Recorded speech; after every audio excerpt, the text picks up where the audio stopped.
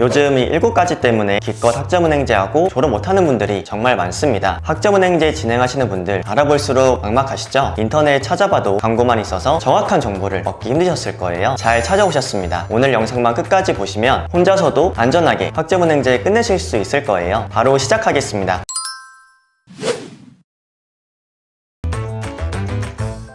중복 과목의 이수는 생각보다 자주 발생합니다. 학점은행제는 온라인 수업, 독학사 통틀어서 같은 과목을 이수했다면 그중 한 과목만 학점 인정이 가능한데요. 따라서 같은 과목을 수강하지 않게 주의해야 합니다. 대표적으로 많이 하는 실수 3가지만 말씀드리겠습니다. 예시 1. 독학사 1단계 사회학개론과 온라인 수업 사회학개론은 중복 과목입니다. 따라서 2개 중에 하나만 인정이 가능해요. 예시 2. 영어와 영어 1은 같은 과목으로 동시에 학점 인정이 안 됩니다. 전적대 학점을 가져오게 된다면 이 부분 꼭 신경 쓰셔야 해요. 예시 3. 띄어쓰기와 문장 부호도 조심해야 합니다. 회계인문과 회계인문 또한 한국근현대사와 한국근현대사도 같은 과목으로 인정되니 이런 부호 때문에 중복되지 않는지 한 번 더 살펴보시길 바랍니다.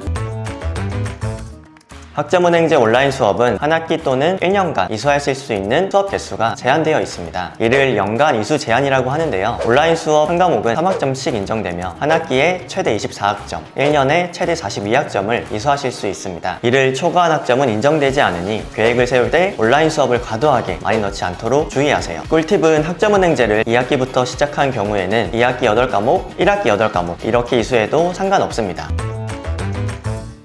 대학을 졸업하셨거나 중퇴하신 분들이라면 학점은행제로 전적대 학점을 가져와서 비교적 적은 학점만으로 졸업하는 게 가능합니다. 다만 전적대 학점을 학점은행제로 끌고 오는 과정에서 학점 분류를 몰라 잘못된 플랜으로 진행하는 분들이 많은데요. 이러면 나중에 큰일 납니다. 학점 조건은 채워도 전공학점이 부족하다든지 교양학점이 모자르다든지 해서 계획대로 학위를 받을 수 없습니다. 중요한 건 2년제 졸업하신 분들은 80학점, 3년제 졸업은 120학점을 최대로 가져올 수 있습니다. 이 이상은 불가능해요. 또한 학점은행제 전공에서 맞춰 전적대 학점을 분류하게 되는데요. 전공 교양에 해당하지 않는 과목은 일반 학점으로 분류됩니다. 여기서 일반 학점은 전문학사는 20학점, 학사는 50학점까지만 인정받을 수 있어요. 20학점, 50학점이 넘으면 인정받을 수 없는 학점입니다. 전적대 학점 분류하는 꿀팁은 학점은행제 홈페이지에 들어가서 우측 상단 학습 지원에서 학습 인정 표준 DB를 선택하시면 전적대 과목들이 어떤 학점으로 인정되는지 검색해 볼 수 있습니다.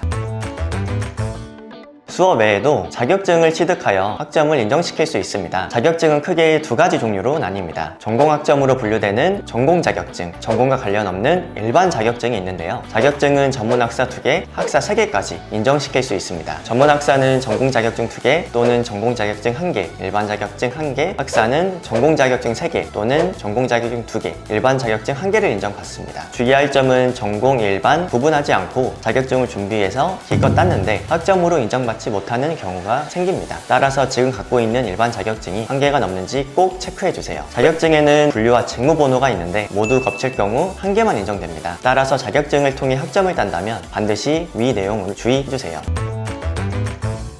학점은행제 통해 학위를 취득하기 위해선 전공과 교양학점 기준으로 충족을 해야 합니다. 전문학사는 전공 45학점, 교양 15학점 이상 총 80학점이 필요하고요. 학사는 전공 60학점, 교양 30학점 이상 총 140학점이 필요합니다. 여기서 관련 없는 과목을 수강하실 경우에는 학점으로 인정을 못 받기 때문에 시간과 비용이 추가적으로 발생합니다. 경영전공으로 예시를 들어볼게요. 광고학 리더십 과목은 경영학 학사학위 과정에서 대표적으로 많이 듣는 전공 수업들이죠. 그러나 위 2개 과목들은 경영학사 과정에서는 전공으로 인정되지만 전문학사 과정에서는 교양학점으로 인정됩니다. 이 외에도 무역학개론, 사회학개론, 산업심리학 등이 이에 해당됩니다. 마찬가지로 C언어, 알고리즘 등 과목들도 컴퓨터공학 학사 과정엔 전공학점으로 인정되나 컴퓨터 네트워크 전문학사 과정에서는 전공학점으로 인정되지 않는 과목입니다. 전문학사 과정을 진행하려는 학습자라면 학사 탭에서 전공학점으로 인정되는 수업들을 분류한 뒤에 수업 신청을 하시길 바랍니다.